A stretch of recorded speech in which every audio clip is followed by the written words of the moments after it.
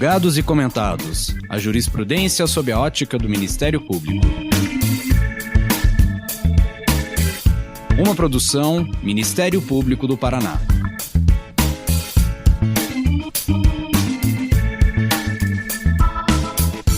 Olá, estamos começando mais um episódio do Julgados e Comentados. Eu sou Fernanda Soares e nesse episódio vamos conversar sobre os direitos reprodutivos das mulheres e as políticas de planejamento familiar. E para isso contaremos com a participação de Suzana Feitosa de Lacerda, promotora de justiça do Ministério Público do Paraná.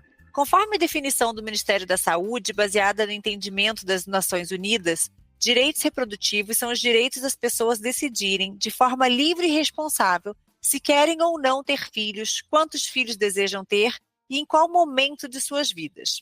Eles representam uma conquista do movimento feminista ao longo de todo o século XX e contam com marcos que tiveram impactos enormes sobre a estrutura social, como a popularização da pílula anticoncepcional. No Brasil, mesmo antes da criação do SUS, foi criado o Programa de Assistência Integral à Saúde da Mulher em 1984. Até que em 1996 foi sancionada a Lei 9263 de 96, que regula o planejamento familiar e prevê ações a serem tomadas pelo Estado para garantir a proteção dos direitos reprodutivos. Apesar desses avanços, ainda é notório como o controle sobre os corpos femininos se manifesta de formas diferentes. As restrições e dificuldades para a realização de esterilização voluntária, o escasso acesso a métodos contraceptivos com menor índice de falha, como o DIU, e os recentes retrocessos no acesso ao aborto legal têm demonstrado que ainda há pontos jurídicos relevantes a serem debatidos sobre essa questão, especialmente para implementar os direitos reprodutivos a todas as mulheres e por um planejamento familiar mais responsável. Então, para falar conosco sobre esse assunto, encontra-se presente aqui a doutora Suzana. Suzana, seja muito bem-vinda ao nosso podcast.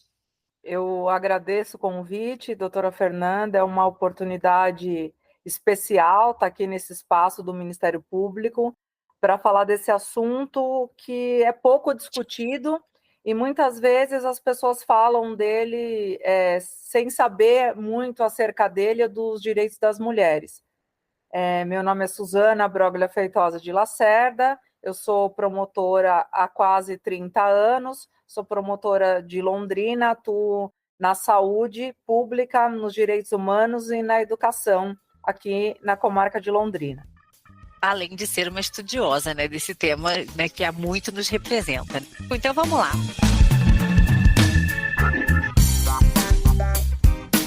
A ADI 5911 questiona dispositivos da Lei do Planejamento Familiar, especialmente as condicionantes de idade mínima de 21 anos para esterilização voluntária. A redação atual dessa lei foi sancionada em 2022, diminuindo a idade mínima, mas ainda assim mantendo o objeto de desencorajar a chamada esterilização precoce. Quais são os principais argumentos contra essas exigências e como elas impactam a autonomia e os direitos reprodutivos das mulheres?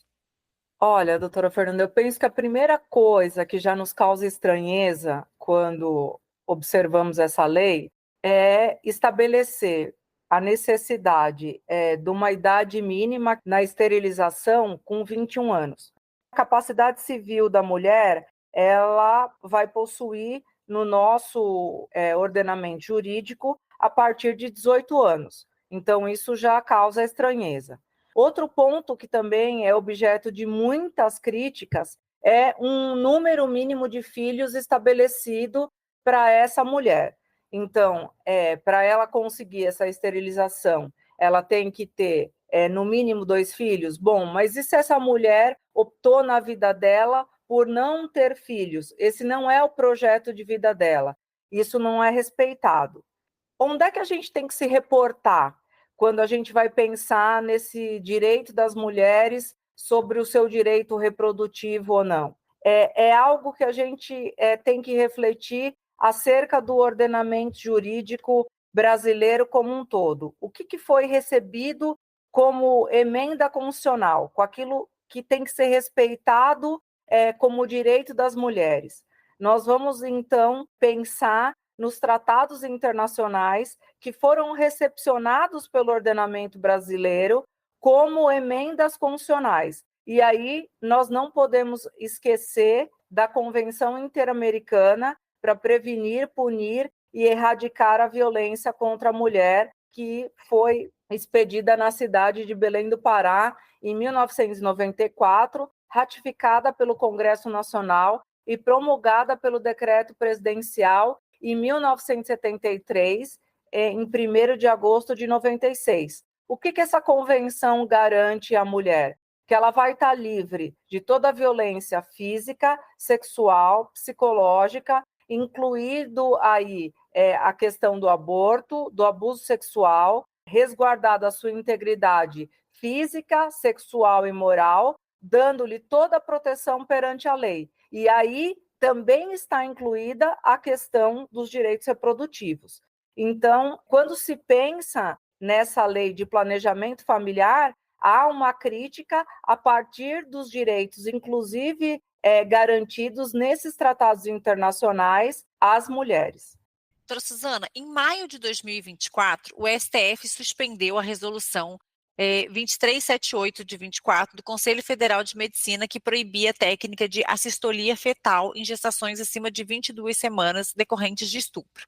A senhora poderia explicar o que é a assistolia fetal e como essa resolução afronta os direitos das vítimas de estupro e o próprio direito da prática médica para os profissionais da saúde? Bom, houve a suspensão dessa resolução porque o STF entendeu que o Conselho Federal de Medicina ultrapassou a sua atribuição regulamentar. O que é essa assistolia fetal? Consiste na injeção de uma droga que atinge diretamente o feto e produz a sua morte no útero.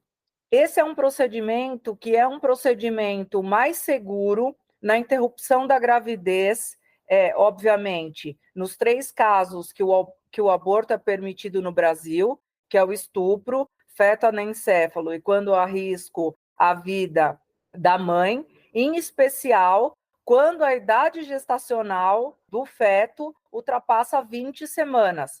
O que possibilita esse procedimento da assistolia fetal?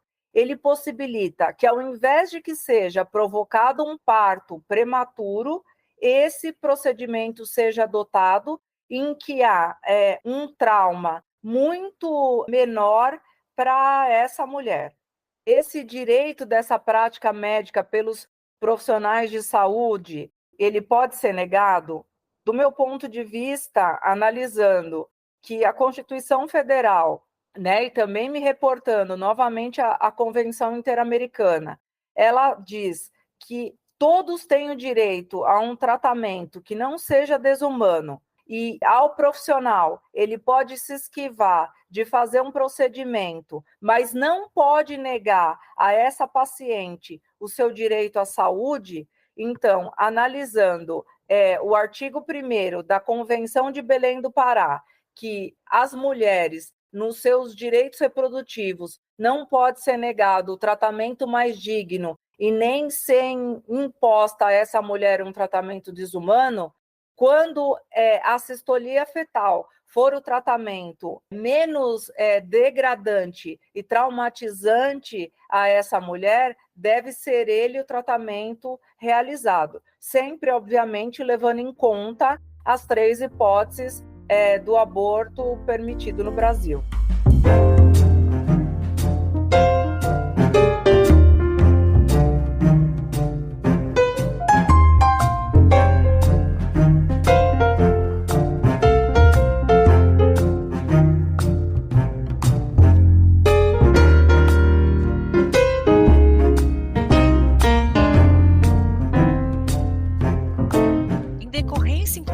Dessa decisão do STF, de suspensão dessa resolução, a gente viu recentemente um projeto legislativo, aonde buscou-se o seguinte, que até está em tramitação ainda, onde busca-se que quando houver vitalidade fetal, presumida em gestações acima de 22 semanas, as penas serão aplicadas conforme o delito de homicídio simples previsto no artigo 121. Como a redação desse trecho, com a inclusão de termos tão genéricos como, por exemplo, presunção de viabilidade fetal, numa norma dessas que tipificam crime de homicídio, é possível falar que elas carecem assim, de concretude e de constitucionalidade? como essas alterações que estão sendo propostas nesse PL, elas podem eventualmente acarretar em punições desproporcionais, em especial para crianças e adolescentes vítimas de estupro?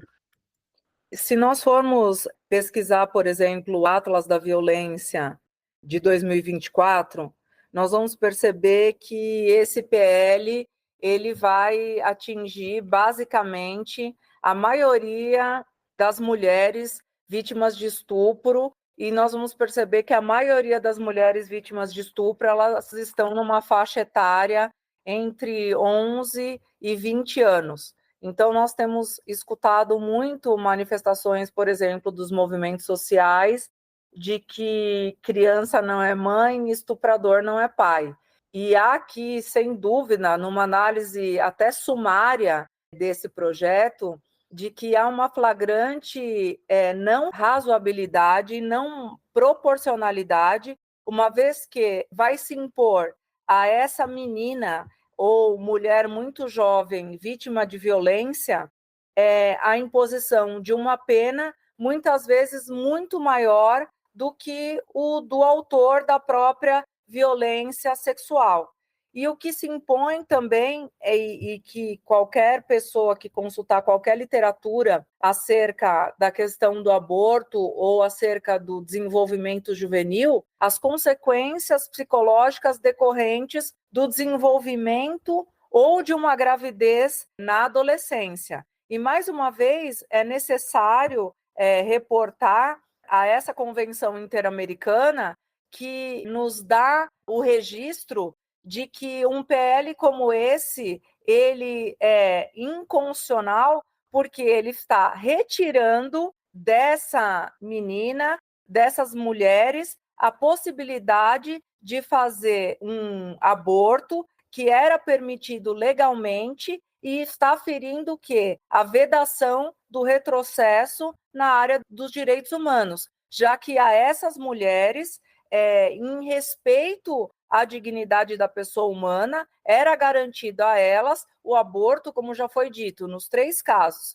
de estupro, que causasse, então, prejuízo ao seu desenvolvimento, à saúde da mulher, e é inevitável discutir que uma menina grávida com 11, 12 anos vai ter um prejuízo ao seu desenvolvimento. Então, de todo lado em que se observa esse PL, se verifica que há inconstitucionalidade. E sem observar a própria realidade do país, porque muitas vezes essas meninas grávidas de estupro, elas não procuram o sistema de saúde e demoram para identificar a questão da gravidez, e aí acabam procurando o sistema de saúde já no momento de uma gestação avançada. E aí nos confrontamos com situações em que essa gravidez tem que ser interrompida em prazos superiores a 20 semanas.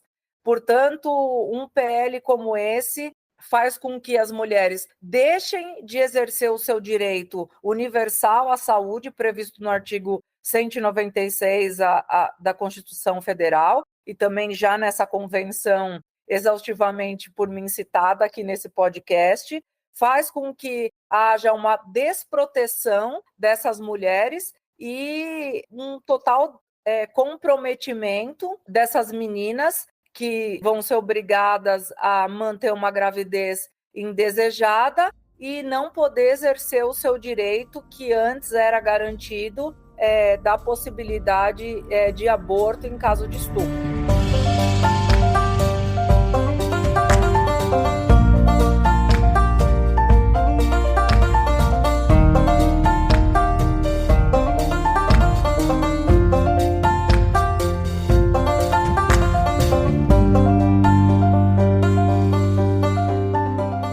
Nessa temática, né, a gente falando de aborto, que se relaciona de qualquer maneira, né, com o tema que a gente está tratando aqui hoje, dos direitos reprodutivos, em 2024, tanto a STJ quanto a STF, eles trancaram ações penais que buscavam condenar mulheres ao aborto por ter havido violação ao sigilo médico-paciente. De acordo com o relatório da Defensoria Pública de São Paulo, dos processos judiciais abertos no estado por aborto ilegal, 54,5% eram referentes a esse tipo de denúncia, que resultaram em condenação pelo tribunal do júri, ou seja, elas vieram a partir de relatórios médicos, né?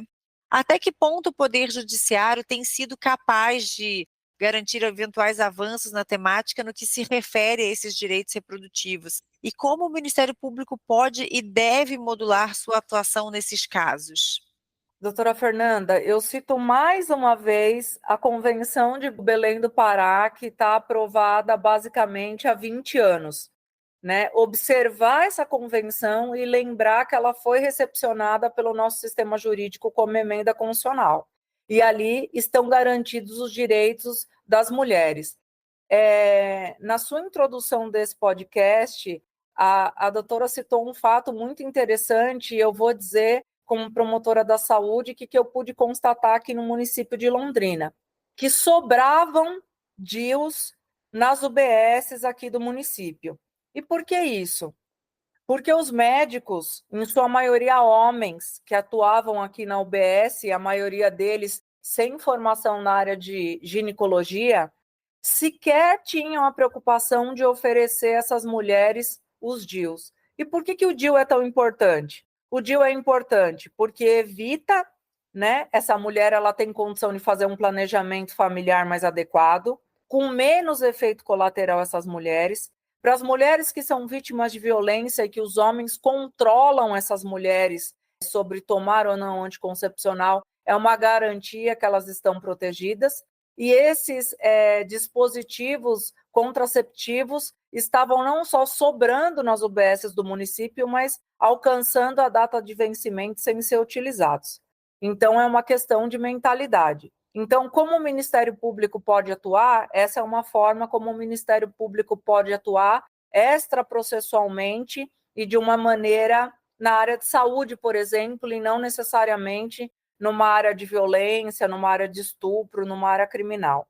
Cobrar dos magistrados a atuação a partir do protocolo com perspectiva de gênero, quer seja a causa que nós estejamos atuando, porque a partir daí nós vamos ter uma outra visão na nossa atuação.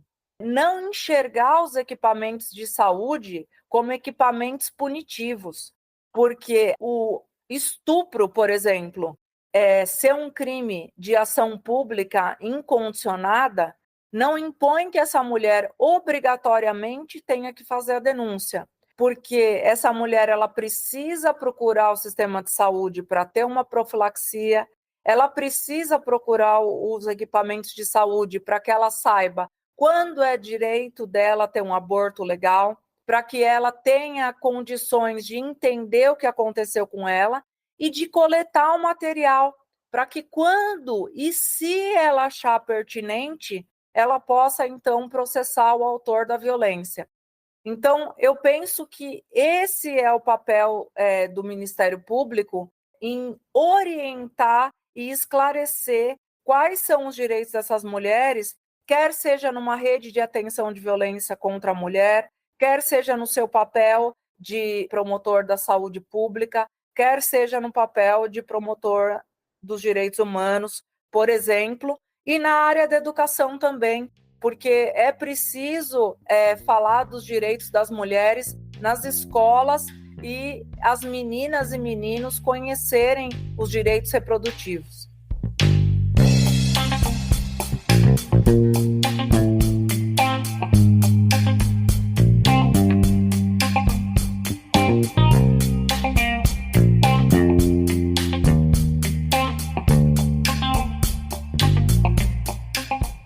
Bem nesse ponto que a senhora tocou, a educação sexual nas escolas, ela inclusive está prevista na Base Nacional Curricular Comum, né? Mas isso tem feito, ainda que com essa previsão tenha sido objeto de críticas.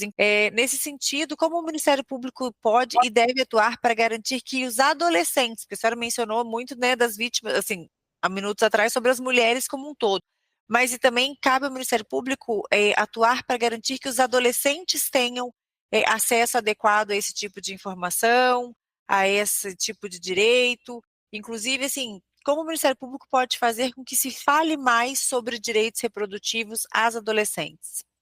há um equívoco de que adolescentes não podem ter direito a método contraceptivo se não tiver autorização dos pais. E esse não é o entendimento do CFM. Os adolescentes podem sim ter direito a métodos contraceptivos, independentemente do conhecimento dos pais. Por quê?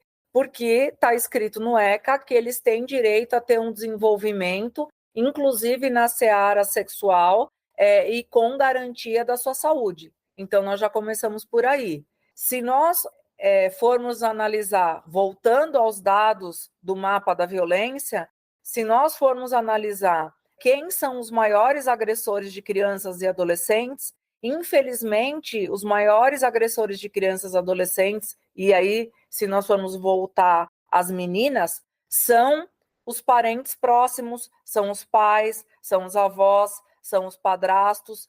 A escola é um local em que essa menina, em que essa adolescente, ela vai ter um espaço de acolhida e que ela pode, então, compreender os seus direitos.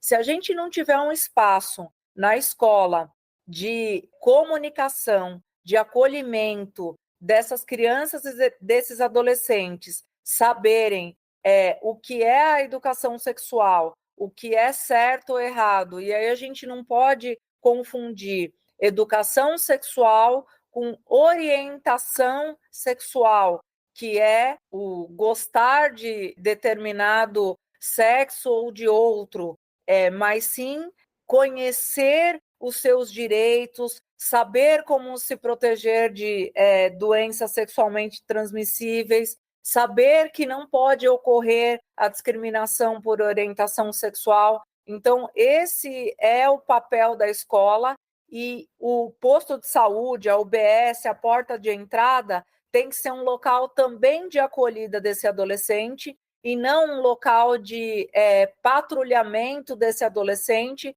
da sua vida sexual, para que a gente, da mesma forma, possa evitar a gravidez na adolescência, que também é uma grande causa da evasão escolar, e junto com a evasão escolar vem uma série de outros problemas, como a criminalidade, o uso de drogas e uma série de outros problemas decorrentes da infância e da juventude, que os nossos colegas que trabalham nessa área podem nos dizer melhor do que eu própria.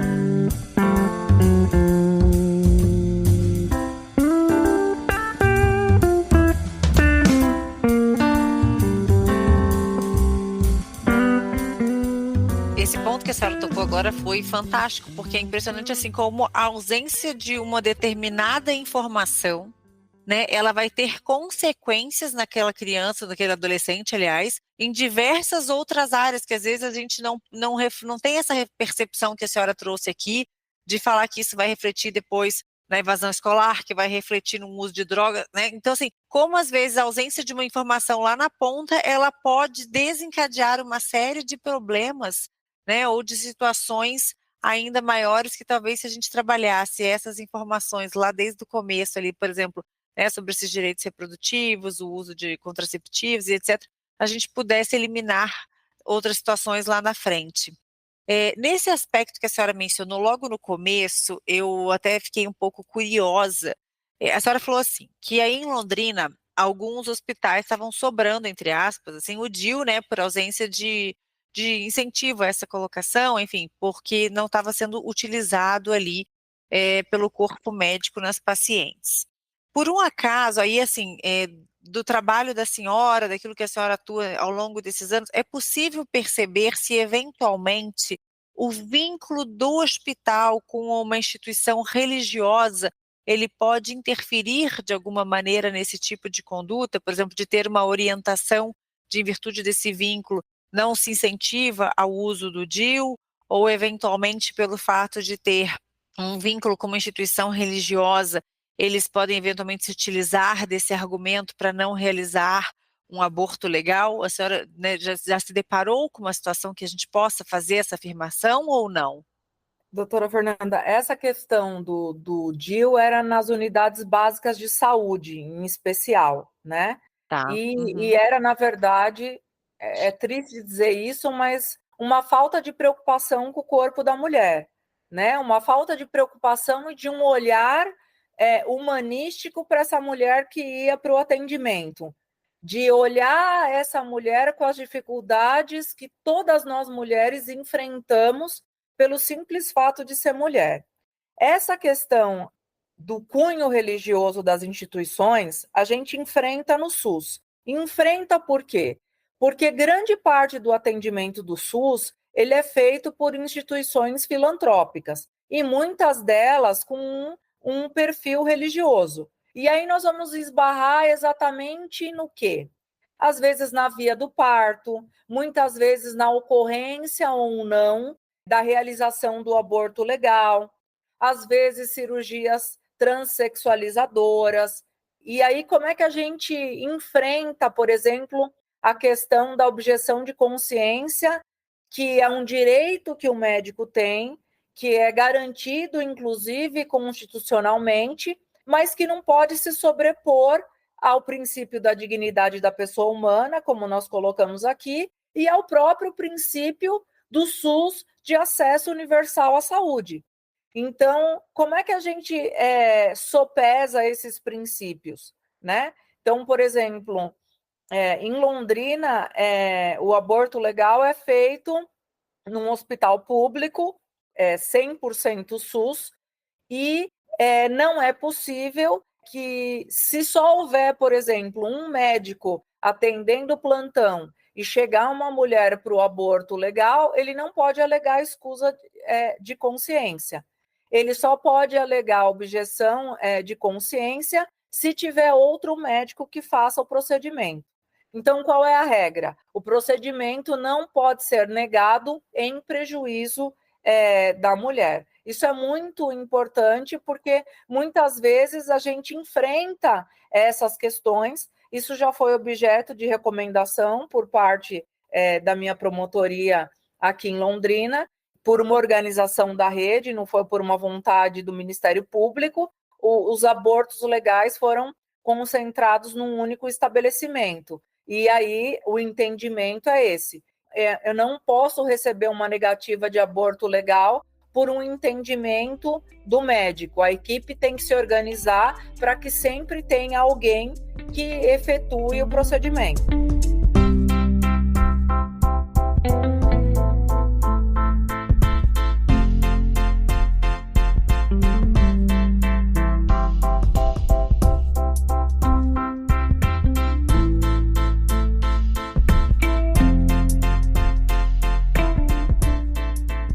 Suzana, olha, o bate-papo foi muito esclarecedor. Eu tenho certeza absoluta que, assim, ele vai fazer com que todos, assim, nossos ouvintes, eles façam reflexões. Eu até quero agradecer da senhora entrar nessa temática, porque são temáticas muito sensíveis e que acabam envolvendo crenças religiosas dos nossos ouvintes, opiniões pessoais. Não adianta a gente negar que nesta temática que a senhora trouxe, a gente não tem uma imparcialidade, né? A grande maioria, né, de nós, ela acaba fazendo uma análise sobre isso que a senhora trouxe de acordo com aquilo que a gente acredita, com as nossas crenças.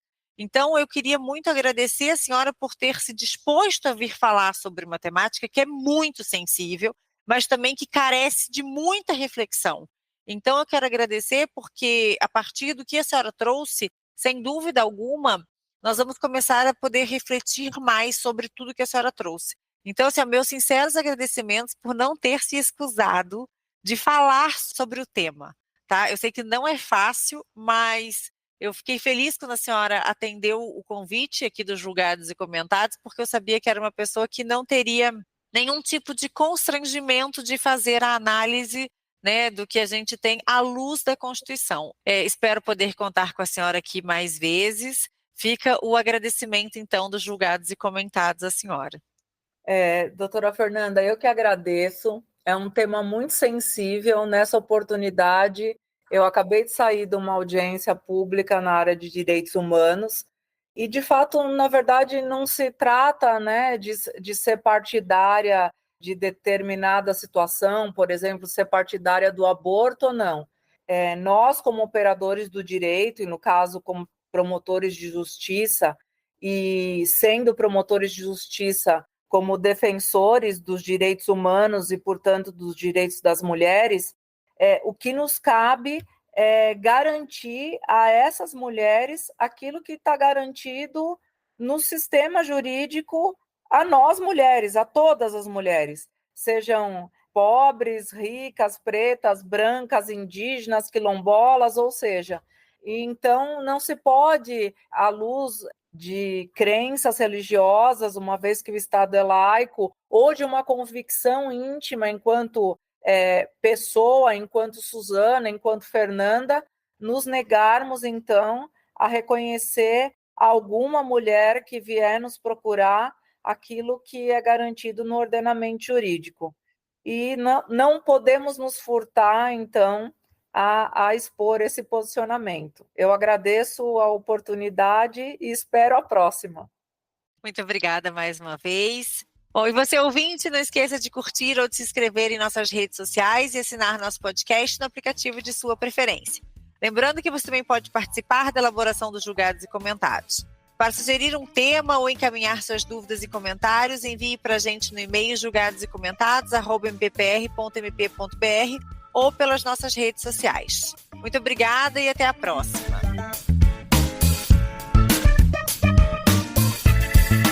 Uma produção Ministério Público do Paraná.